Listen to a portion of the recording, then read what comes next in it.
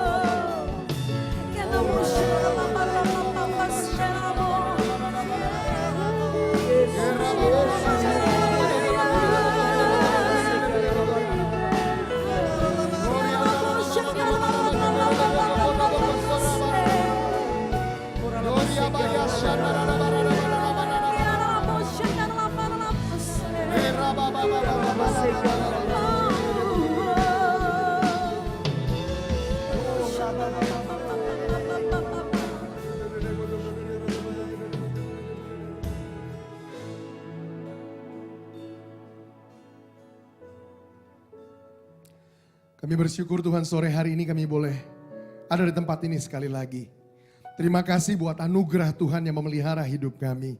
Terima kasih buat kasih karunia Tuhan, buat setia Tuhan yang terus menjaga kami, yang terus menuntun kami, memimpin hidup kami. Kalau hari ini kami boleh ada semua karena kebaikan Tuhan, terima kasih Tuhan.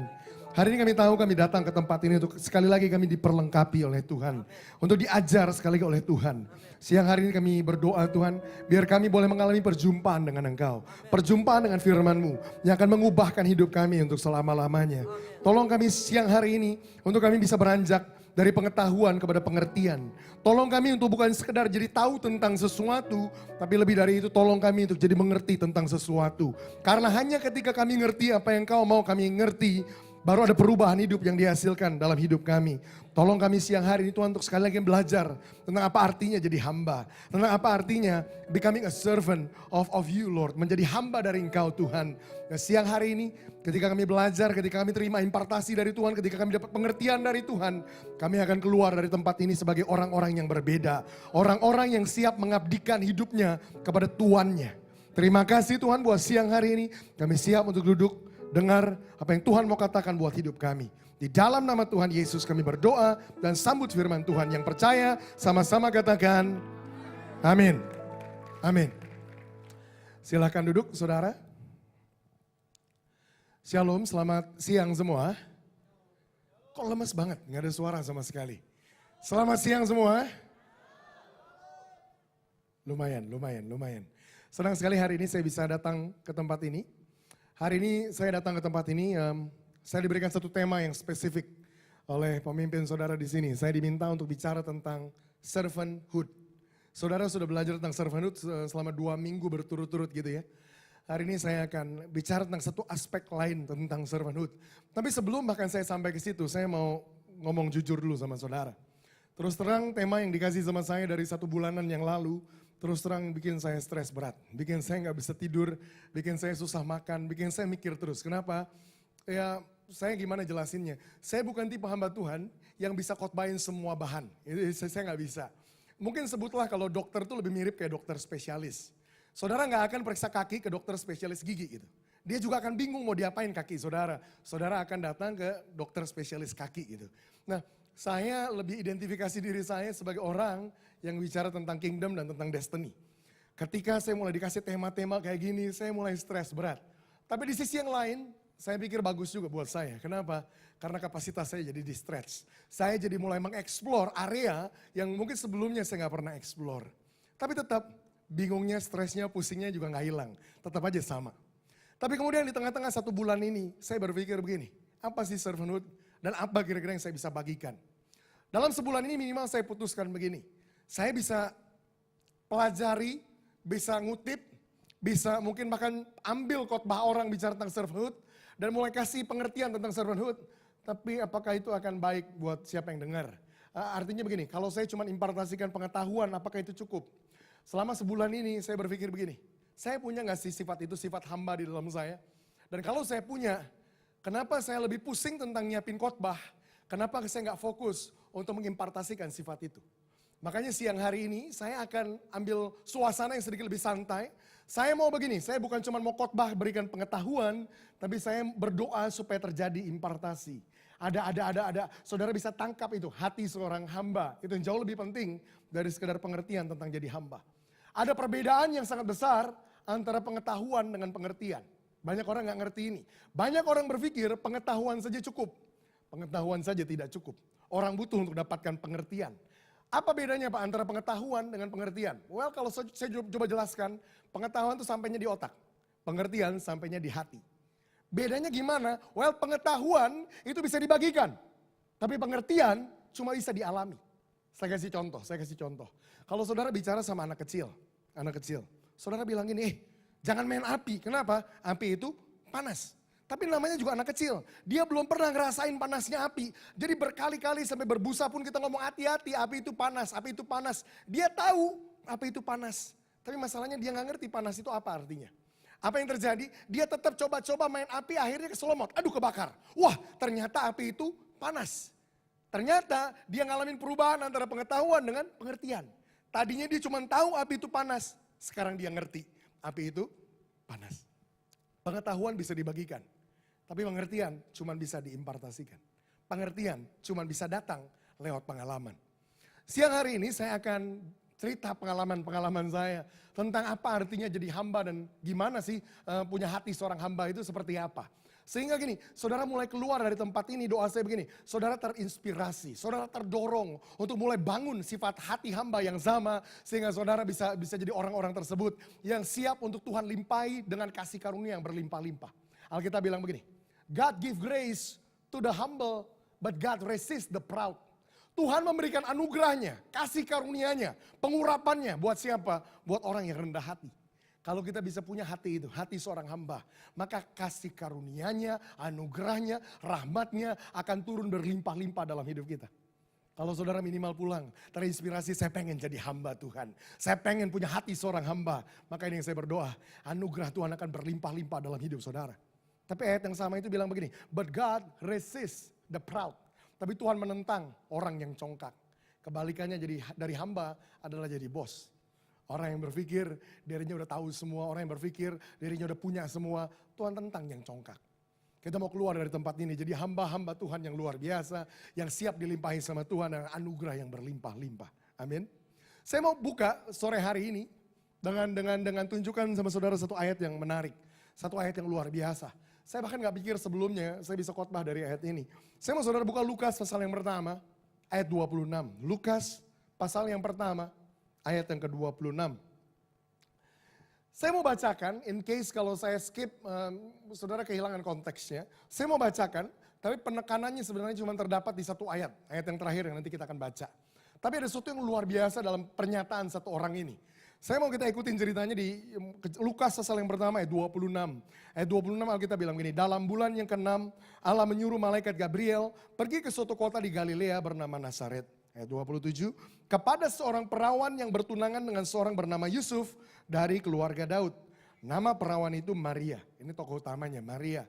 Ketika malaikat itu masuk ke rumah Maria, ia berkata, salam hai engkau yang dikaruniai, Tuhan menyertai engkau. Maria terkejut dengan pernyataan itu dan bertanya dalam hatinya, apakah arti salam itu? Ayat 30 kata malaikat kepadanya, jangan takut hai Maria, sebab engkau beroleh kasih karunia di hadapan Allah. Sesungguhnya engkau akan mengandung dan akan melahirkan seorang anak laki-laki dan hendaklah engkau menamai dia Yesus. Ia akan menjadi besar dan akan disebut anak Allah yang maha tinggi. Dan Tuhan Allah akan mengaruniakan kepadanya tahta Daud, bapak leluhurnya. Dan ia akan menjadi raja atas kaum keturunan Yakub sampai selama-lamanya. Dan kerajaannya tidak akan berkesudahan. Kata Maria kepada malaikat itu, bagaimana hal itu mungkin terjadi? Karena aku belum bersuami. Ayat 35, jawab malaikat itu kepadanya, Roh Kudus akan turun atasmu dan kuasa Allah yang maha tinggi akan menaungi engkau. Sebab itu anak yang akan kau lahirkan itu akan disebut kudus, anak Allah. Dan sesungguhnya Elisabet anakmu itu, ia pun sudah mengandung seorang anak laki-laki pada hari tuanya. Dan inilah bulan yang ke-6 bagi dia yang disebut mandul itu.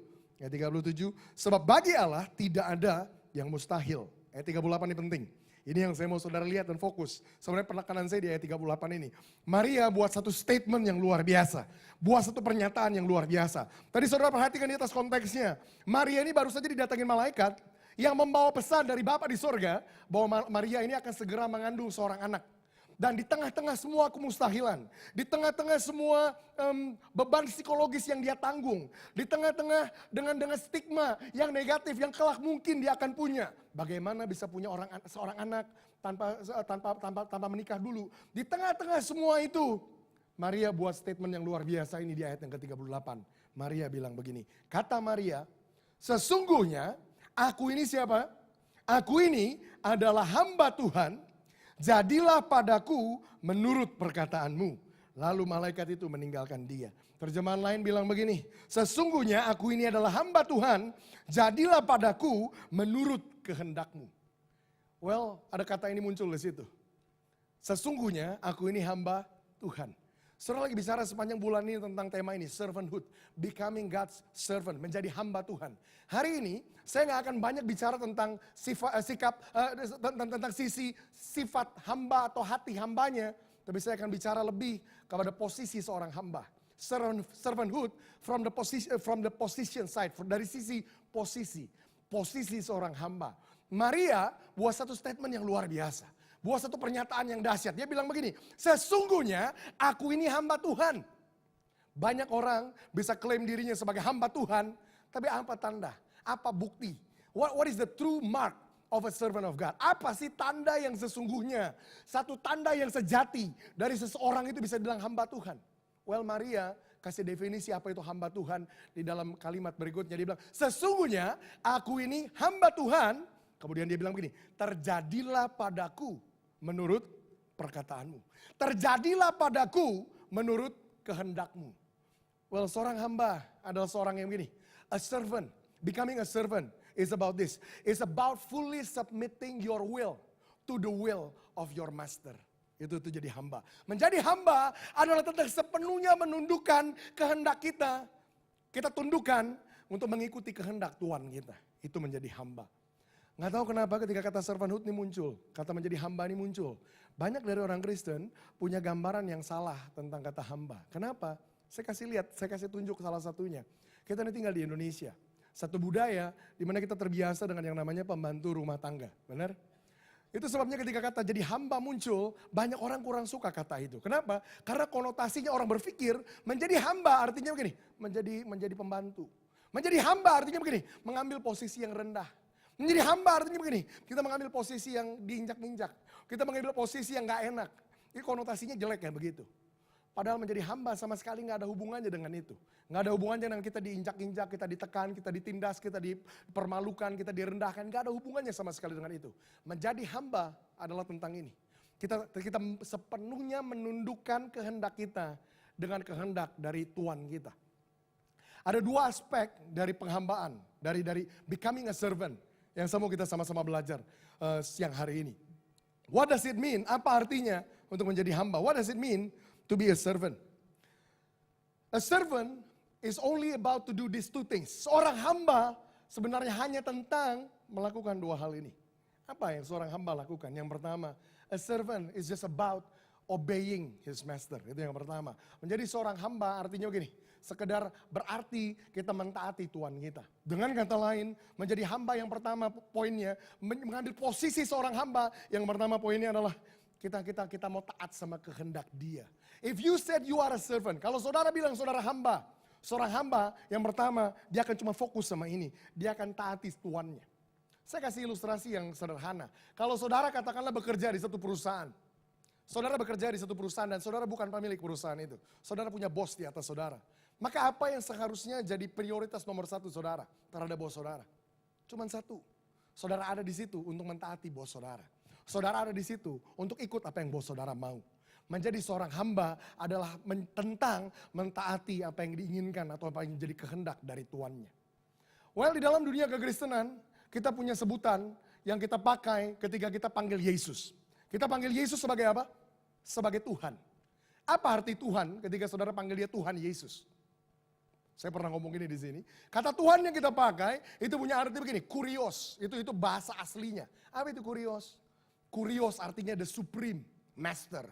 Artinya gini, he is our boss. He is our ultimate authority. Dia adalah otoritas yang tertinggi di atas kita. Itu artinya ketika kita panggil dia Tuhan. Maka ketika kita panggil dia Tuhan, apa implikasinya buat kita? Apa pengaruhnya buat kita? Apa dampaknya buat kita? Well, kalau dia adalah bos kita, maka kita adalah hamba dia. Apa yang jadi prioritas nomor satu seorang hamba? Cuman satu. Seorang hamba ada di situ untuk mentaati tuannya.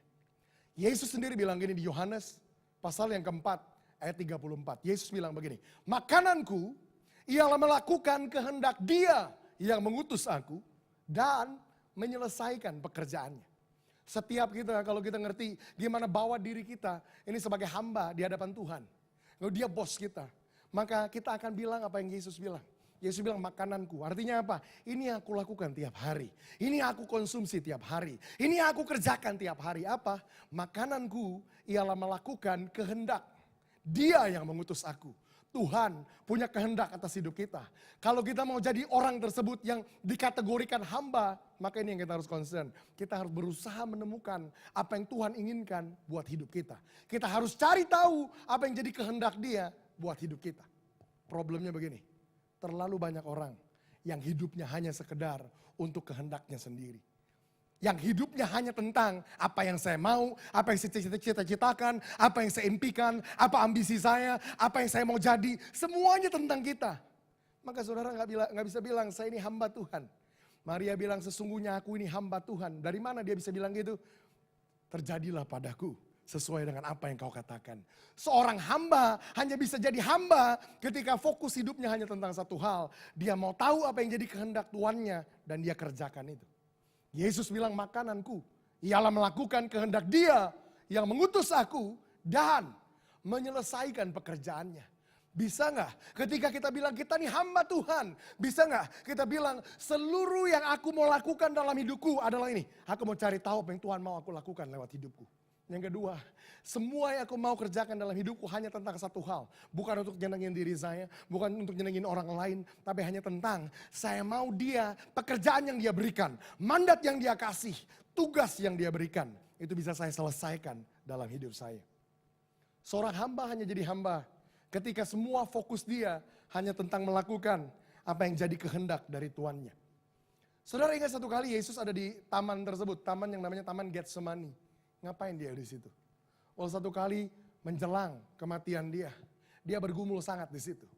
Ada satu statement, ada satu pernyataan yang dia buat yang sangat luar biasa. Dia bilang begini, Tuhan, Bapa, dia bilang, kalaulah mungkin cawan ini boleh berlalu dariku. Apa yang dia lagi bicara saat itu? Dia lagi bicara tentang ini, cawan murka Tuhan, cawan kematian yang dia harus minum. Dia lagi bicara tentang kematian yang ada di depan dia. Tapi kemudian dia bilang gini, kalaulah mungkin, kalaulah boleh, biar cawan ini berlalu daripadaku. Tapi kemudian dia katakan pernyataan berikutnya, tapi biar bukan kehendakku yang jadi, tapi apa? Kehendakmu yang jadi. Apa itu jadi hamba? Nomor satu, jadi hamba adalah tentang kita mau tahu apa yang jadi kehendak Tuhan dalam hidup kita. Dan melakukannya persis seperti yang Tuhan mau kita lakukan. Itu artinya jadi hamba. Bahwa orang-orang Kristen hanya bisa bilang, kita ini hamba Tuhan. Saudara bilang gini, tapi saya bukan hamba Tuhan, Pak, saya jemaat biasa. Well, ini satu problem lagi di dunia kekristenan kita sekarang. Orang hanya mengasosiasikan orang-orang tersebut yang punya jabatan, yang punya posisi, yang ada pelayanan formalnya, yang dibilang hamba Tuhan. Sedangkan jemaat lain bilang, ini jemaat biasa. Saya mau bereskan problem terminologi itu. Pada saat itu saudara panggil Yesus sebagai Tuhan. Apa artinya Tuhan? The Supreme Master. He is your boss. Dia bos saudara. Pada saat itu juga otomatis saudara jadi hamba Tuhan. Jadi hamba Tuhan bukan hanya ketika saudara jadi WL singer dan semuanya. Jadi hamba Tuhan bukan hanya ketika saudara pakai jas dan dasi dan jadi sama seperti pengerja yang lain. Tapi jadi hamba Tuhan adalah the moment saudara panggil dia sebagai Tuhan. Sebagai bos saudara. Saudara ini hamba. Dan saudara hanya bisa panggil dia hamba. Saudara hanya bisa lihat dia sebagai Tuhan saudara. Kalau semua yang saudara concern dalam hidup saudara hanya tentang satu hal. Saudara mau cari tahu apa yang jadi kehendak Tuhan. Keinginan Tuhan buat hidup saudara. Dan execute itu, kerjakan itu, aplikasikan itu dalam hidup saudara. Yesus bilang makananku ialah melakukan kehendak dia yang mengutus aku. Dan menyelesaikan pekerjaannya. Yesus bilang biar bukan kehendakku yang jadi, tapi biar kehendakmu yang jadi. Setiap kita punya keinginan, setiap kita punya kehendak. Tapi ketika kita mau jadi hamba, bisa nggak kita tundukkan keinginan kita? Can we fully submit our will to the will of the Father? Bisa nggak kita sepenuhnya tundukkan kehendak kita, keinginan kita, apa yang kita mau, tunduk kepada kehendak Bapa yang punya tujuan buat hidup kita. Menariknya satu kali Yesus didatangin sama murid-muridnya. Murid-muridnya datang berkumpul di sekitar Yesus. Dan mereka minta dari Yesus untuk ajarkan sesuatu. Mereka bilang gini, Guru, ajarkan kami untuk berdoa. Well, doa ini kemudian jadi salah satu doa yang paling terkenal di muka bumi. Doa yang disebut doa Bapa kami. Kita tahu doa itu. Wah, di dalam doa Bapa kami yang menjadi esensi, yang menjadi inti utama. Yesus ajarkan begini, berdoa supaya datanglah kerajaanmu. Berdoa untuk menghadirkan kerajaannya. Artinya apa? Dia bilang yang harusnya jadi fokus dan prioritas utama hidup kamu adalah tentang ini. Tentang menghadirkan pemerintahannya di bumi. Tentang menghadirkan kerajaannya di bumi. Itu yang dia bilang. Tapi kemudian gimana caranya? Yesus bilang, berdoa begini, datanglah kerajaanmu. Berikutnya apa? Jadilah kehendakmu. Baru bilang di bumi seperti di sorga. Dengar ini baik-baik. Kalau sebagai orang Kristen, satu-satunya prioritas dan fokus dan concern utama kita adalah menghadirkan kerajaan Tuhan di bumi. Maka ini poin saya. Satu-satunya cara bahwa kerajaan Tuhan bisa menginvasi bumi, bisa turun atas bumi, bisa menduduki bumi adalah ketika kita belajar untuk menundukkan kehendak kita. Kenapa? Datanglah kerajaanmu, jadilah kehendakmu. Kehendak Tuhan hanya bisa jadi dalam hidup kita dan melalui hidup kita ketika kita tundukkan kehendak kita. Untuk gak ikutin kehendak kita, tapi ikutin kehendak Tuhan. Satu-satunya cara Tuhan bisa menghadirkan kerajaannya di bumi adalah ketika dia bisa punya hamba-hamba yang siap untuk tundukkan dirinya, untuk ikut apa yang jadi kehendak dia melalui hidupnya. Tuhan punya rencana yang besar buat hidup setiap kita. Tuhan punya visi yang besar lewat hidup setiap kita. Problemnya apa? Setiap kita punya rencana kita sendiri-sendiri. Setiap kita punya visi kita sendiri-sendiri. Setiap kita punya kehendak kita sendiri-sendiri. Satu-satunya cara kehendak Tuhan bisa jadi dalam hidup kita adalah ketika kita bilang, Tuhan, biar bukan kehendakku yang jadi, tapi biar kehendakmu yang jadi di dalam dan melalui aku. Menjadi seorang hamba yang pertama adalah tentang menundukkan keinginan kita, kehendak kita, dan kita tundukkan untuk jadi ikut sama kehendak Tuhan. Itu yang pertama. Yang kedua, menjadi seorang hamba. Ini yang saya mau bawa jadi sedikit lebih personal. Apa itu menjadi hamba?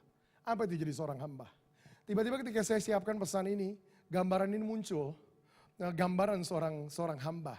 Dari mana? Dari ayat yang sama sekali nggak ada kata-kata hambanya. Yohanes pasal 4 ayat 23, ayat yang kemungkinan bahkan lebih dikenal sama musisi, sama pemusik. Ayat itu bilang begini, tetapi akan datang waktunya dan sudah tiba sekarang, bahwa penyembah-penyembah yang benar akan menyembah Bapa di dalam roh dan kebenaran. Kebanyakan yang kutip ayat itu biasanya pemusik. Dan biasanya dalam konteks pujian, penyembahan. Ayat itu diartikan semua tentang menyembah. Tapi kemudian tiba-tiba ayat ini muncul, Tuhan ingatkan saya ayat ini. Dan gambarnya jelas sekali saya lihat. Apa yang saya lihat? Ketika saudara berjumpa dengan ayat itu, Alkitab bilang tetapi saatnya akan datang. Dan bahkan sudah tiba sekarang, saat untuk apa? Untuk penyembah-penyembah yang benar, itu akan menyembah Bapa di dalam roh dan kebenaran. Kata penyembah yang saudara jumpai di ayat itu, kata penyembah, itu berasal dari kata bahasa Yunani, yaitu kata ini, proskunatas atau proskuneo. Itu kata penyembah yang ada di situ. Pertanyaannya apa artinya kata itu? Kata proskuneo atau proskunatas di situ punya arti begini. Seperti seekor anjing yang duduk di hadapan tuannya. Menatap tuannya dengan fokus. Dia menanti dengan penuh penantian. Menanti dengan sangat memandang tuannya. Berusaha untuk menjilat tangan dari tuannya. Berusaha untuk mencium tangan tuannya. Saudara dapat gambaran itu. Seekor anjing yang sedang berdiri menatap tuannya. Dengan penuh harapan, dengan penuh perhatian, dengan penuh fokus. Dia berusaha untuk mencium tangan tuannya. Apa yang ada dalam pikiran anjing itu? Ini gambaran dari proskunatas atau proskuneo. Gambarannya seorang penyembah adalah begini. Seseorang yang siap menundukkan dan menghambakan hidupnya untuk apa? Untuk sekedar lakukan satu hal. Dia mau buat senang tuannya. Menjadi seorang hamba yang kedua adalah tentang begini. Kita mau menyenangkan Tuhan kita. Kita mau menyenangkan Dia yang sudah jadi pemilik dari hidup kita. Yang pertama adalah tentang melakukan kehendaknya. Yang pertama adalah untuk mentaati apa yang Dia mau kita lakukan dalam hidup kita. Tapi yang kedua saya percaya nantang kita untuk melangkah setingkat lebih tinggi dari sekedar ketaatan. Yaitu ini, kita mau menyenangkan dia. Kita mau menyenangkan dia. Orang bisa taat sesuatu tanpa ada kasih di dalamnya. Tapi orang gak mungkin mengasihi sesuatu tanpa ada ketaatan di dalamnya. Saya kutip Reinhard Bonnke bilang dengan kata yang lain. Reinhard Bonnke bilang gini, seseorang bisa memberi tanpa mengasihi, tapi orang gak mungkin mengasihi dan dia gak memberi, gak mungkin. Saudara bisa taat, tapi saudara gak punya sifat itu. Saya mau senangkan dia, tapi saudara gak mungkin mau senangkan dia tapi gak taat. Maka yang kedua tentang menjadi seorang hamba adalah gambaran tadi. Gambaran seekor anjing yang ada di situ menatap tuannya sekedar untuk lakukan satu hal. Dia mau buat tuannya senang. Dia mau buat tuannya senang.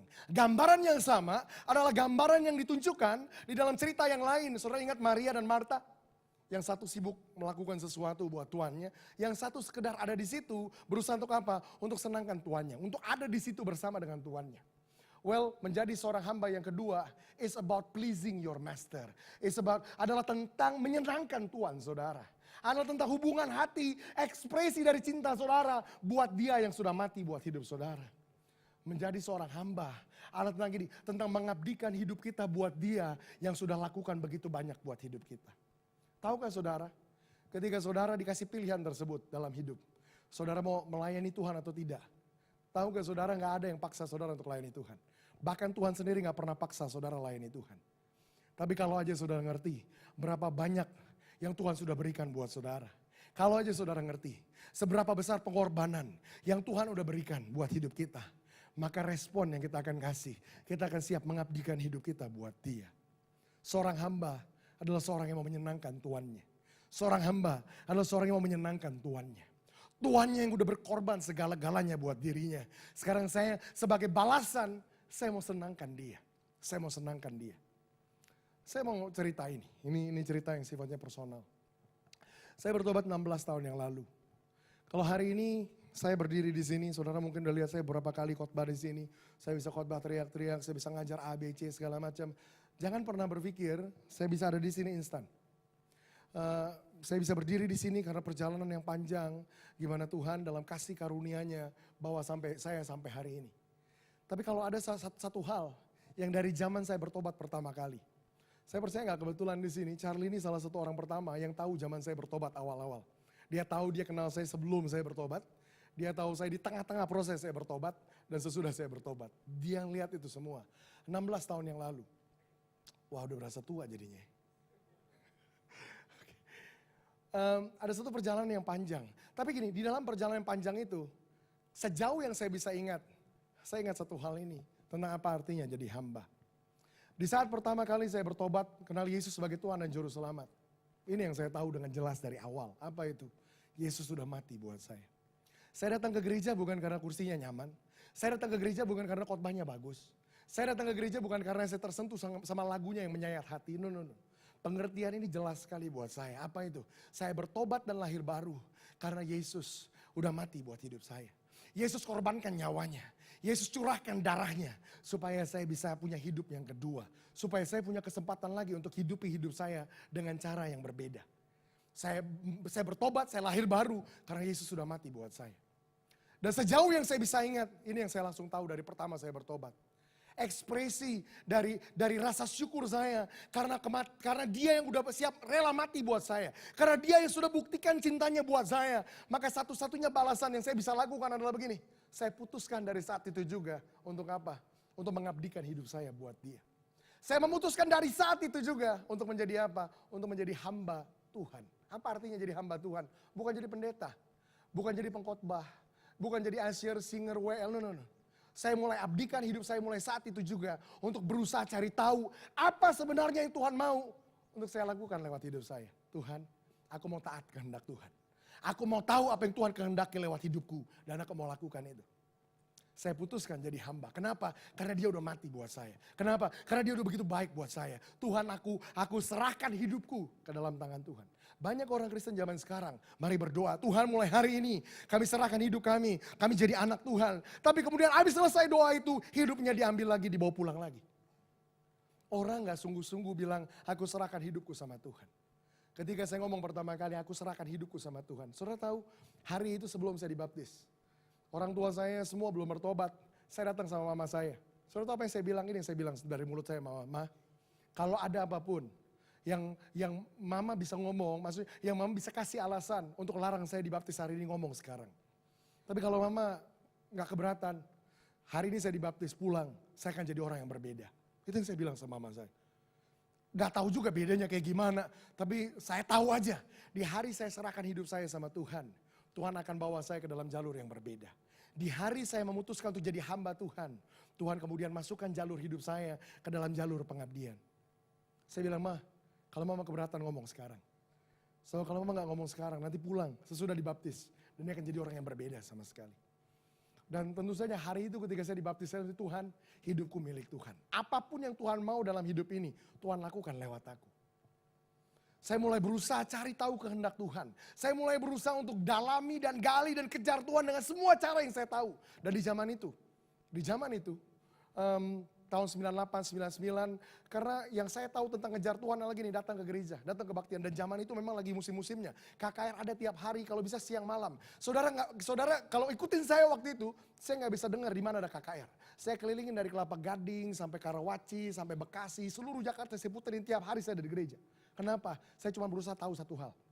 Tuhan, aku mau tahu apa yang jadi kehendak Tuhan buat hidupku. Kenapa? Karena ketika aku serahkan hidupku untuk jadi hamba Tuhan, aku mau kerjakan apa yang jadi kehendak Tuhan dalam hidupku. Tapi kemudian ada yang kedua, yang mulai jadi obsesi saya dari pertama. Semenjak dari pertama kali saya ngerti betapa Tuhan sudah mati buat saya. Sudah berkorban buat saya. Sudah curahkan darahnya buat saya. Maka satu-satunya obsesi saya mulai dari hari itu adalah ini. Tuhan, aku mau hidup hanya untuk satu hal. Aku mau hidup hanya untuk senangkan hati Tuhan. Hari ini saya bagi dua hal tentang penghambaan, hanya tentang satu, jalan kehendak Tuhan. Kedua, senangkan hati Tuhan. Saya ambil ini, tarik ini keluar dari hidup saya pribadi. Mulai dari hari pertama itu saya tahu Tuhan mati buat saya. Saya bilang, Tuhan mulai hari ini, satu-satunya yang saya inginkan dalam hidup saya hanya tentang menyenangkan Tuhan. Itu jadi fokus saya mulai dari pertama. Saudara tahu apa yang saya lakukan zaman itu? Saudara jangan bayangin saya yang udah jago khotbah kayak sekarang. No. Zaman itu, 16 tahun yang lalu, saya kasih sedikit konteksnya. Zaman itu pertama kalinya Tuhan mulai ngomong panggilannya dalam hidup saya. Tuhan mulai kasih tahu kehendaknya. Tuhan bilang ini sama saya. Aku mau engkau bangkitkan satu generasi yang baru yang akan mengubah Indonesia selama-lamanya. Tuhan ngomong itu 16 tahun yang lalu. Kalau saudara dengar, saya ngomong itu hari ini, saudara bilang, luar biasa Pak, dahsyat itu. Ya sekarang, saudara lihat saya udah bisa khotbah.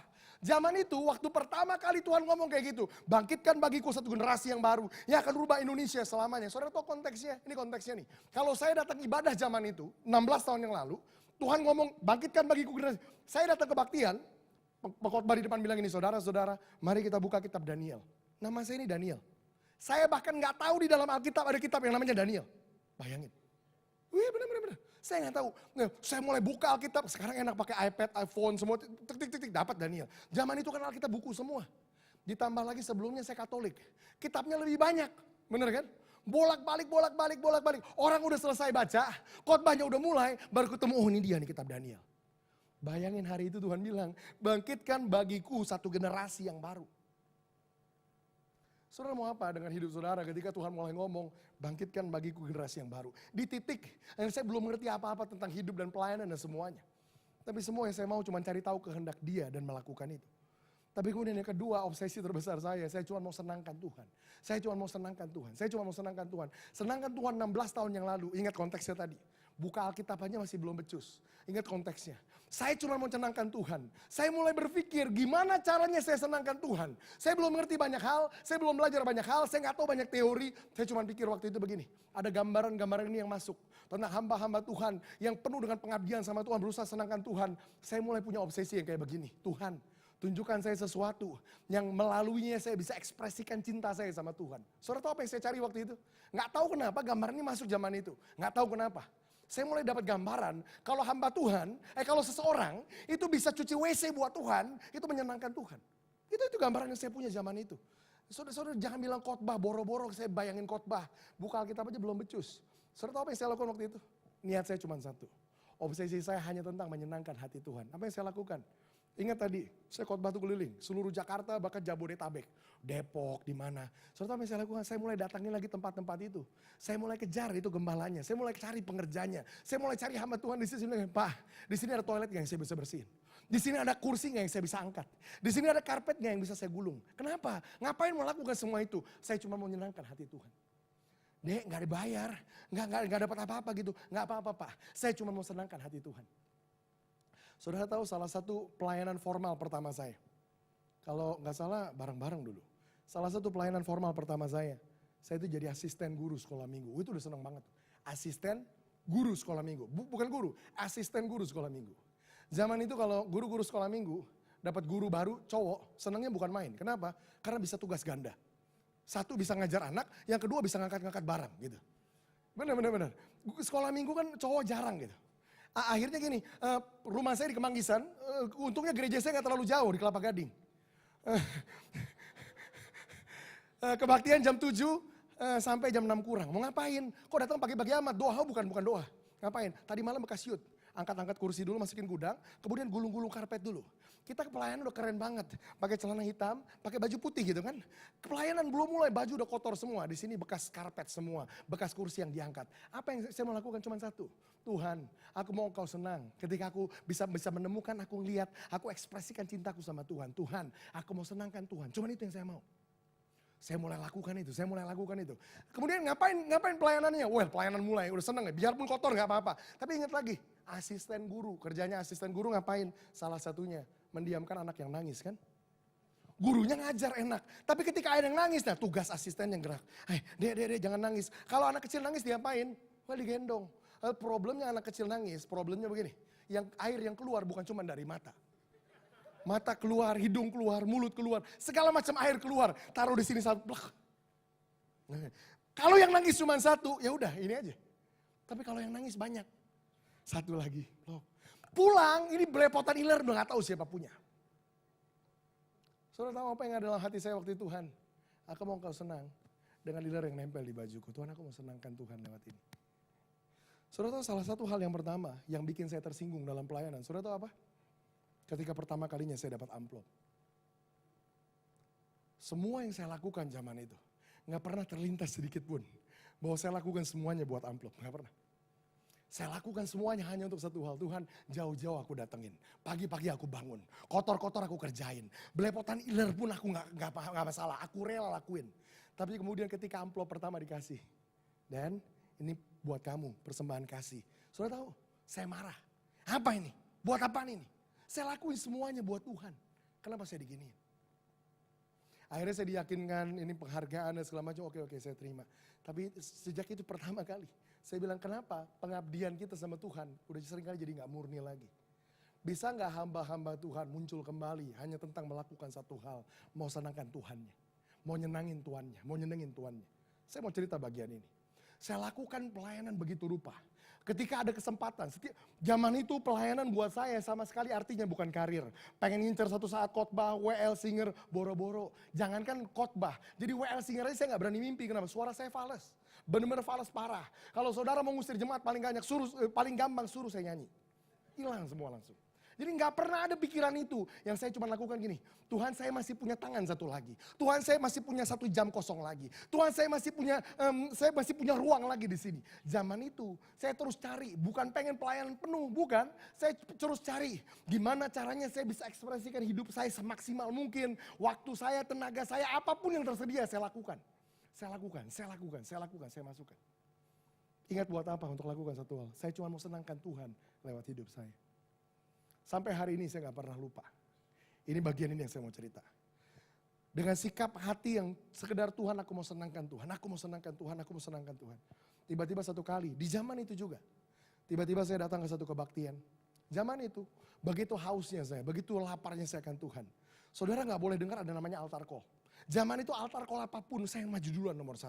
Siapa di sini janda-janda yang tinggalkan suami saya ada di depan.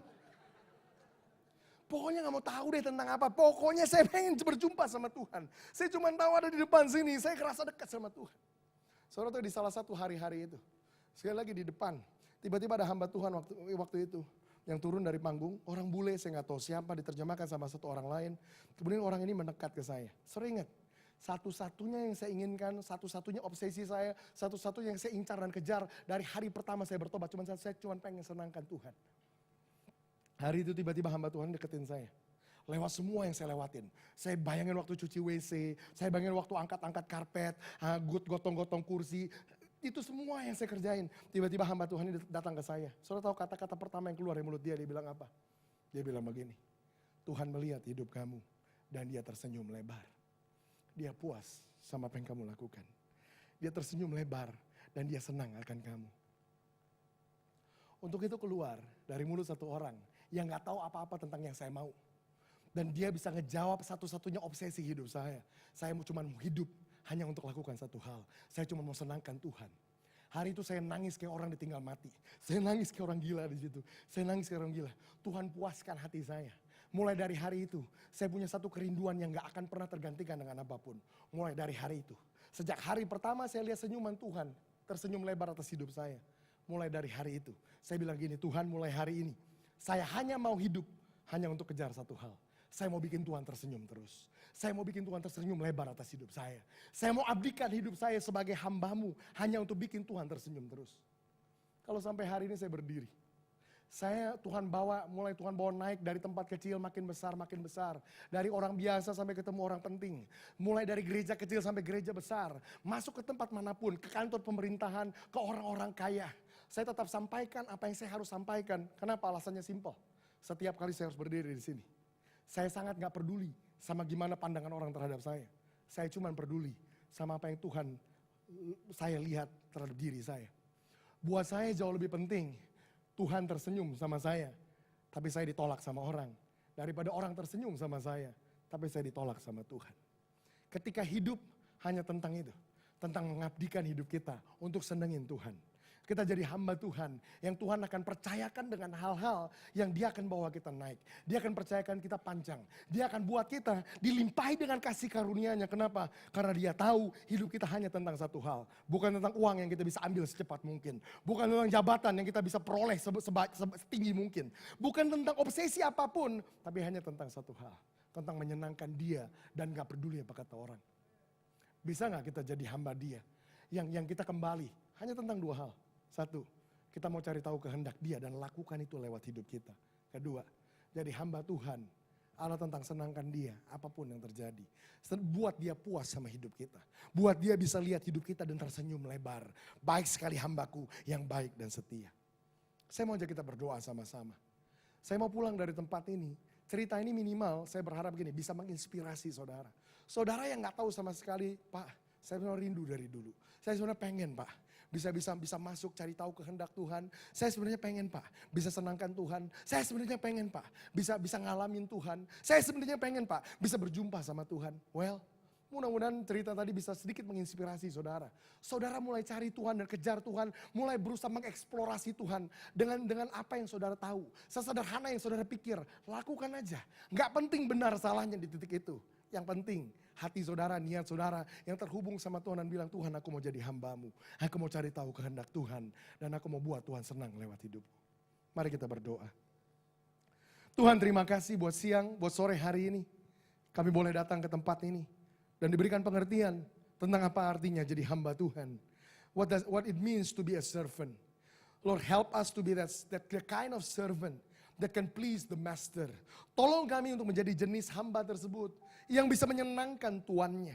Biar semua yang menjadi obsesi dan keinginan hidup kami, biar semua yang menjadi tujuan dan cita-cita hidup kami hanya tentang satu hal, yaitu tentang menyenangkan hati Tuhan. Buat kami Tuhan menjadi hamba tersebut, yang dimana kami mulai cari tahu apa yang jadi kehendak Tuhan buat hidup kami. Seperti Yesus kan bisa katakan, makananku ialah melakukan kehendak Dia yang mengutus aku dan menyelesaikan pekerjaannya. Tuhan biar semua yang jadi cita-cita dan ambisi hati kami hanya tentang menyenangkan hati Tuhan kami. Kami tahu Tuhan, ketika semua yang tentang hidup kami adalah tentang menyenangkan Tuhan. Kami tahu Tuhan, doa kami gak perlu lagi diisi. Hanya dengan permintaan demi permintaan, permohonan demi permohonan, hal-hal yang kami kejar terus dari Tuhan. Kalau semua yang kami inginkan dalam hidup kami hanya tentang menyenangkan Tuhan, maka satu-satunya yang Tuhan ingin juga atas hidup kami adalah Tuhan akan senangkan hidup kami. Tuhan, kami tahu Tuhan, ketika hubungan yang kami bangun sama Tuhan adalah hubungan kasih. Adalah hubungan yang sifatnya pengabdian. Hubungan yang sifatnya adalah kami mau senangkan Tuhan. Tuhan, hidup ini akan kami nikmati. Karena Tuhan yang berkenan atas kami. Ada senyuman Tuhan yang lebih memabukkan dari apapun juga yang kami peroleh dalam hidup kami. Obsesi kami bukan lagi uang, bukan lagi harta, bukan lagi posisi, bukan lagi jabatan. Kami sekedar mau lihat Tuhan tersenyum atas hidup kami. Tuhan, aku berdoa agar pesan ini menginspirasi, mengilhami setiap orang yang mendengar pesan ini.